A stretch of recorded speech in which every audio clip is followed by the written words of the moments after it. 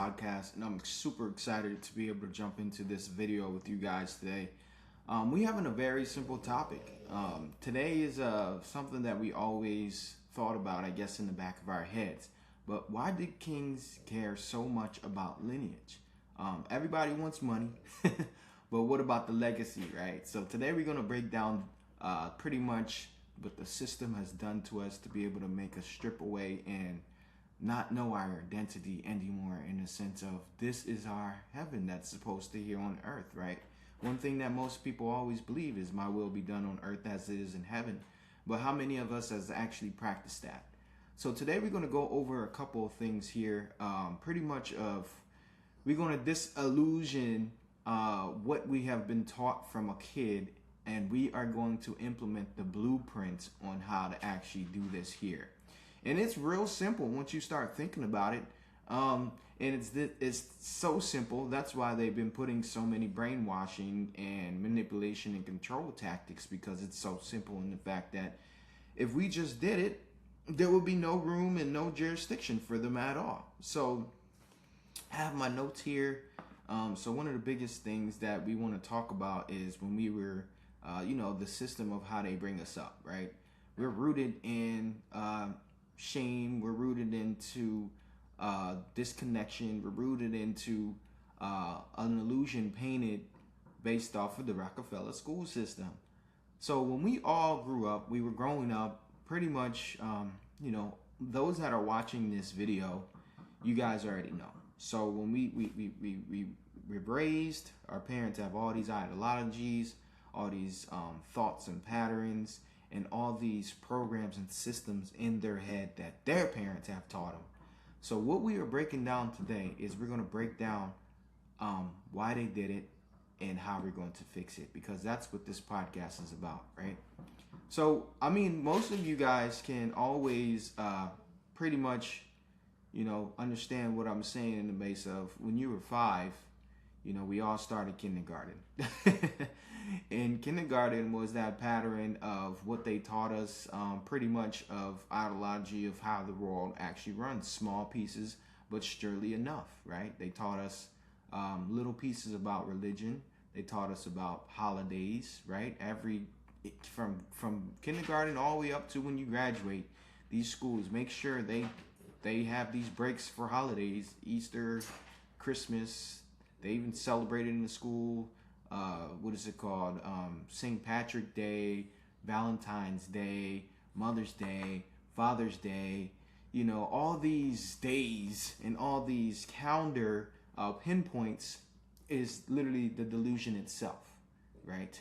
So from 5 up, and we're going to get a little bit more deep in this, right? So give me personality, give me traits they taught us from kindergarten, what is it called? Kindergarten to 12th grade. Decode the system of it for the podcast. I'm putting this in so we can look at it together and we can understand that this is the illusion. And then after that, we're going to be able to, I'm going to show you guys how to actually stop it, because it's really that simple. So let me share my screen here. ChatGPT shared. I love this platform, man. You can just look at this. Okay, so traits often taught: following instructions, raise your hand, ask permission, listen to authority, follow routines. And as we know, that is pretty much what they have done for the work system, right? And from kindergarten to 2nd grade foundation years, this is what this is, right? So social behavior, the sharing, cooperation, group behavior, respecting rules. I don't know how many of you guys remember from kindergarten or 2nd grade, but they always made us raise our hands. That's where it started, raising our hand, asking to go to the bathroom, even raising your hand to answer a question, raising your hand to ask a question.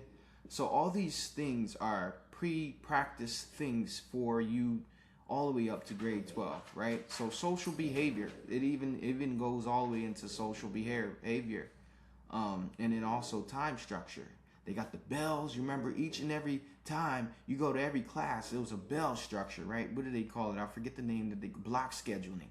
They called it block scheduling. Block scheduling was where you go to this class for an hour, go to that class for an hour, and you have your whole 6 to 8 hours orchestrated by bells and then scheduling and transitioning task. I'll go from social studies class to science class, from science class to art class to gym, the gym to JRTC if your school had it, to JRTC back to math class, or math class to language arts, or you take one of those common languages like Spanish or French. You know, it's all these things and circulations, and quite honestly, none of those things have painted a picture to make you become the greater version of yourself at all. So now we're moving on to 3rd to 5th grade, the performance and standards, right? Memorizations, tests, facts, recalls. That's right, because from here, kindergarten to 2nd grade, we didn't really have that much test, in my school at least, right? We didn't have that, right? Because we're still disillusioned, we're still trying to build our characters, and, you know, our personalities just coming in from 5th grade to 2nd grade, right? Now, traits often rewarded in 3rd and 5th grade. Now, test, facts, recalls, right? Grades and evolutions. A and F systems, comparing performance, internal validations. You know, you get the honor roll, you get a good grade, comparing performance with other individuals. How come he got this? I'm smarter than him. Or how come he can take that class? I can't take that class. Oh, how did he get this scholarship and I can't get that scholarship? We went through the same amount of credits. You know, all this comparison, and start having a war with individuals just because of what they give individuals. Like, you know, I remember I used to have this guidance counselor. I'll go to the damn guidance counselor and ask the guidance counselor, what do I need to do after I graduate? Like the guidance counselor knows, when that guidance counselor is getting paid less than $60,000 a year to sit here in this school to guide individuals that really just don't even know what they're doing themselves. How many individuals go to college and change majors more than 3 times? You see, so competition, honor roll, just like I was saying, rankings, recognition systems. You know, they had the hall monitors. You had to have good amount of grades to be a hall monitor, right? You know, the guys with the highlighted I wanted to be one of those, but I wasn't getting good enough grades to be able to be a hall monitor, right? So discussion points. When success becomes grades and scores, do kids connect learning with curiosity or approval? You see, these are the questions we have to start asking ourselves, and this is the era more than ever to be able to ask. You know, we're super excited that we have the opportunity to have this platform right here, ChatGPT, so we can break this down together. Because we all lived it, right? And we had to live through it to be able to understand it. So now we're here at middle school, identity and conformity pressure. Traits that develop social awareness, fitting in, pre-approvals, identity building, right? This is where they start bringing in career day, right? They talk about the police, the firemen, the lawyers, the whatever. They started putting in these ideologies to start building who this individual might start to be in the society. This is where middle school starts coming in, right? And then the rule navigations, right? Dress codes. I mean, some elementaries have dress code just so parents can save less money. Okay, cool. But dress codes, discipline systems, behavioral expectations, right? You know, they talk about the demerits. They talk about detention. They talk about suspension. All those things in middle school. And I've been through it. I remember one personal incident from when I was in middle school. I'm playing it in my head right now. I remember it was a rainy day. I had my hood on and my hat. And I was walking into the building off the bus. And the teacher says, you know, one white kid walks past with the umbrella still open with their hood on. And I walk past with my hat and the hoodie on. And she goes, take your hat and your hoodie off. I said, why? Because I'm black? Because why I say that? Because I literally saw her look right at that white kid, the umbrella open, hat and hoodie on, didn't say nothing. And I walked past, and then as a kid, that's claimed as disrespect. So this is, and I ended up having to send I was in the middle school, I was in the principal office a lot because I was very opinionated, and these teachers didn't want to handle it because I didn't want to conform to their ways. A lot of the reasons of why I went to detention, why I went to the principal's office was because I asked questions. I asked questions based off their criteria, and my mouth was so smooth, they hated it, and they said, you know what, just go to the principal office. I will ask questions. Well, why would we take a test on this when we haven't even done that last week? What are we doing? Like, why is this test so important when we haven't even done this yet? Or X, Y, and Z. I'll ask questions to throw the teacher off their programming, because best believe these teachers have these meetings. You remember those days? They had the parent-teacher days, or the day where the teachers, they didn't have school because the teachers had to get their criteria to dish out what they're going to teach us for the year or the marking period. All these things taking place. This is all the Rockefellers schooling and what it has been doing to us, right?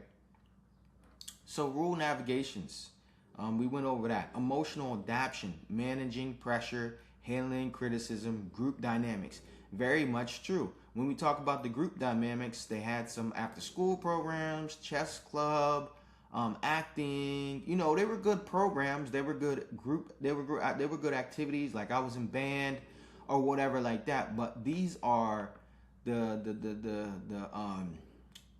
practices in starting to mold you to what you're going to do when you get out of the middle school. Because next is high school we're going to talk about. We're going to finish this emotional adaptation, right? Managing pressure. Yes, in the middle school, we had to manage pressure because me personally, I remember at the beginning of middle school, they gave us an agenda book. The agenda book had pages, and it was kind of like a schedule keeping that we had to keep. And I couldn't save for the life of me to know which classes. I don't know why, but my navigation skills was like, okay, where was this class? I don't know. I was always late to my classes. I hated going to my classes. 9 times out of 10, I was always late to my classes. I just didn't like the school system. It never made sense to me. I was never really in class. When I was in class, I was smart. I was in the small classes. It's just a lot that goes with it. But we had to manage pressure in middle school. Trust and believe. And I'm pretty sure you guys have your own stories when I'm talking about this.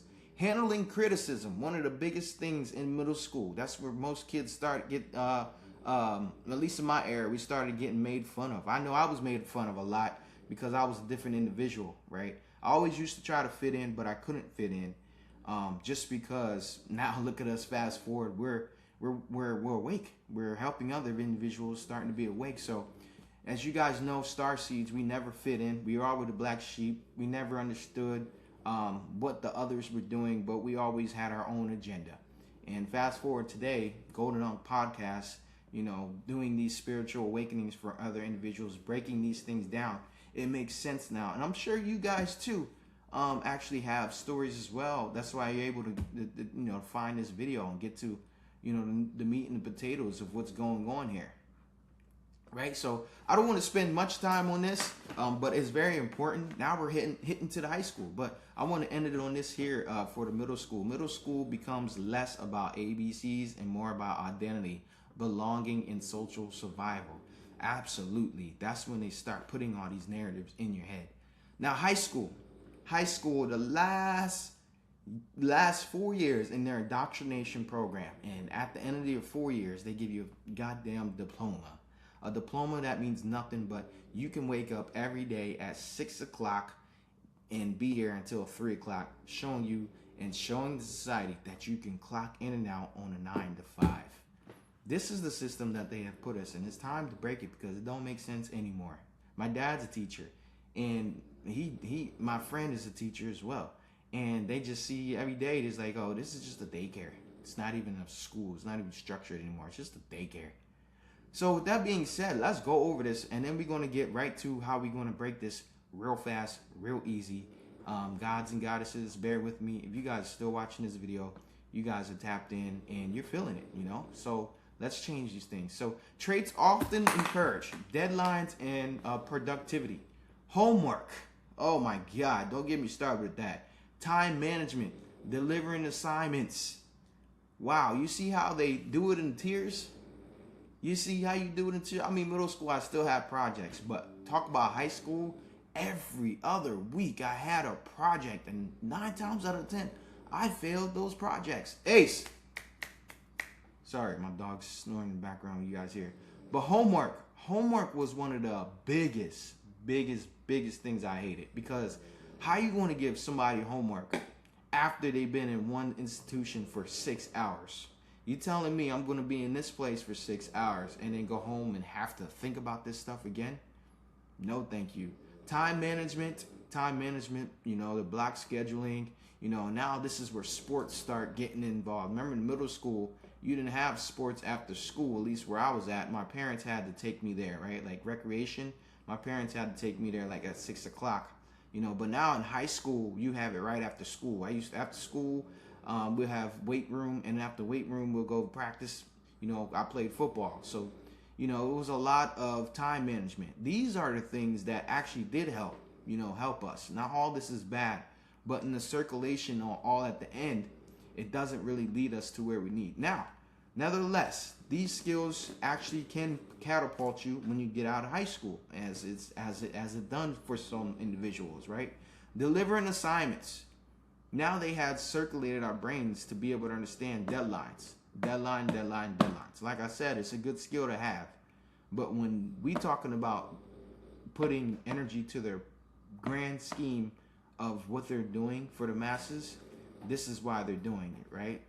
Delivering assignments is when you go work for corporations, you work on salaries. You on salary, you on call.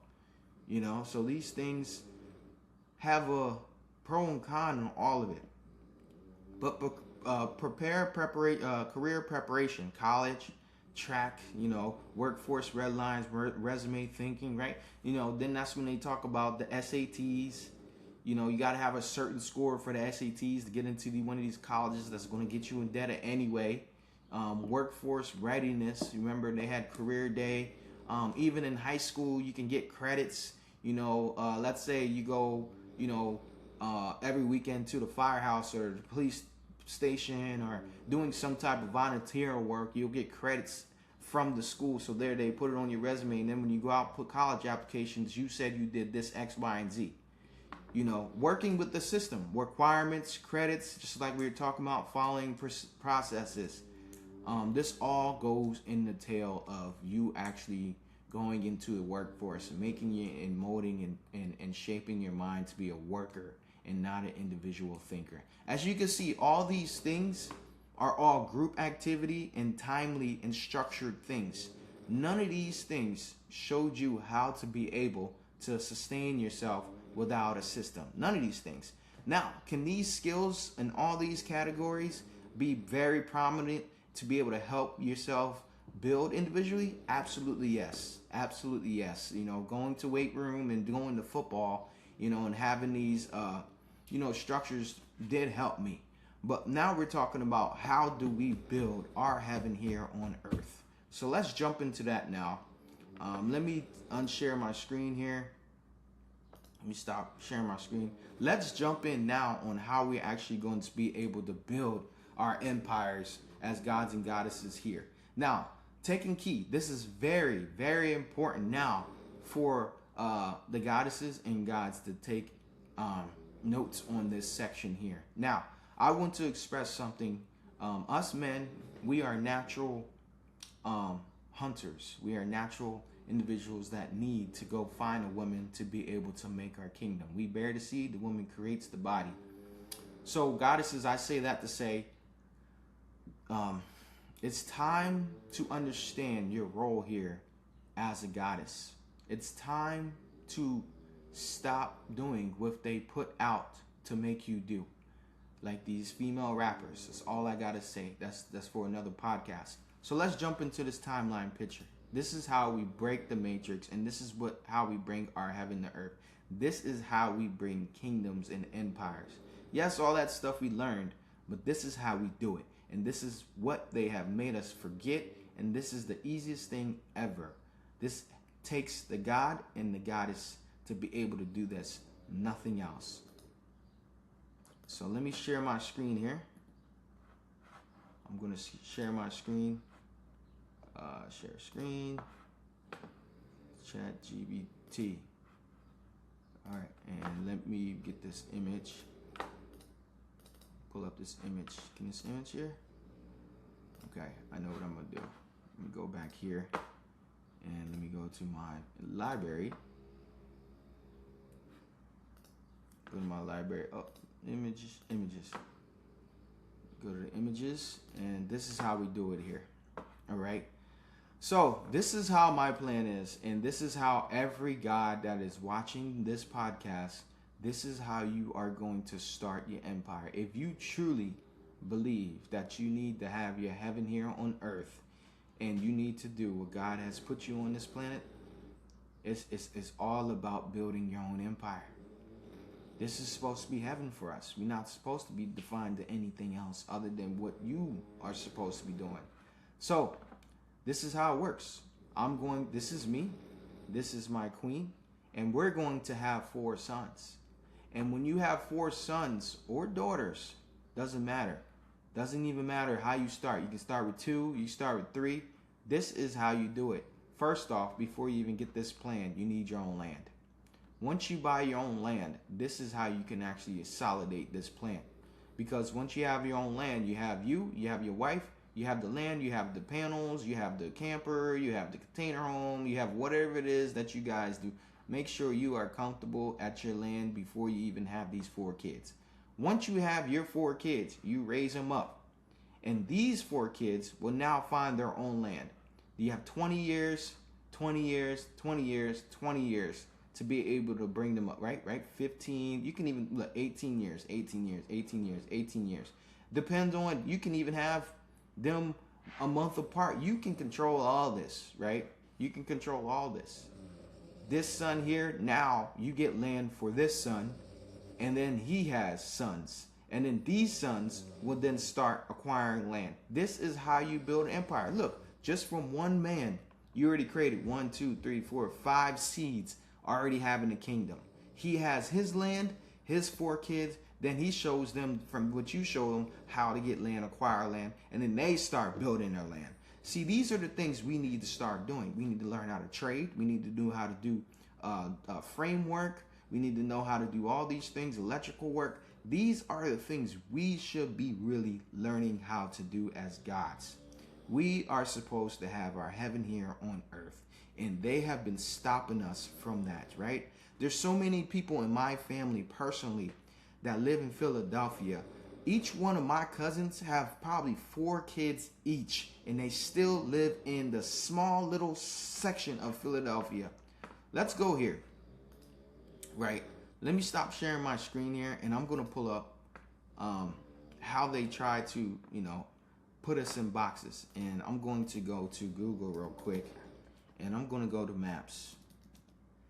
And I know this is a little bit longer, but bear with me because this has to be said. This has to be shown.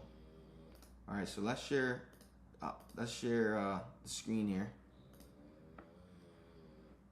And this is Google Maps, right? This is Google Maps. All right, so this is we gonna zoom out. Oh my God, bear with me, guys. Okay, so here we go. Let me show you how they put ants under a cup so people won't expand. Look at this here. So this is Philadelphia. This is Philadelphia. All right. Everybody knows Pennsylvania for this little ass city, Philadelphia. Look how big the state of Pennsylvania is. And they got this whole little stupid area for a national park. Look at all this unoccupied lands. You telling me all these kids and all these gods and goddesses and Aztecs, Mayans, and the Taínos, all of us is in this little ass area, and they made us not want to grow and build our own empires. Everybody here in Philadelphia, a man that can have 4 kids should find and acquire land to build his empire. His 4 kids, he builds here. one of his sons gets this, then the other son gets that, then the other son gets this. You start building empires. That's what it was supposed to be. And this is why I'm doing this video, because I feel like Spirit is channeling through me to be able to put this out. We need to understand this. It's super important. And as more as we understand this, the more we can take back our realm and be able to have our golden age. So I hope that makes sense. We're going to go back to the chat GPT. Let me go back to the screen. Let me see. Stop sharing screen. Let me go back to the chat GPT and bring up that photo one more time for you before we end this video, because it's 20 minutes. This is the blueprint right here, y'all. So go out there, go find a goddess, and take a picture of this. And this is how you build an empire. Because imagine over time, your son here builds his empire. He finds his queen, and they make their empire. You know what I'm saying? And then he finds his queen, then they make this empire. And then these kids, it's just so easy. This is how you do it. And they done made us so docile to where we don't build empires. That's why they wanted to break the black households. Let's look at that percentage before we jump off of this here. Let me go here. The percentage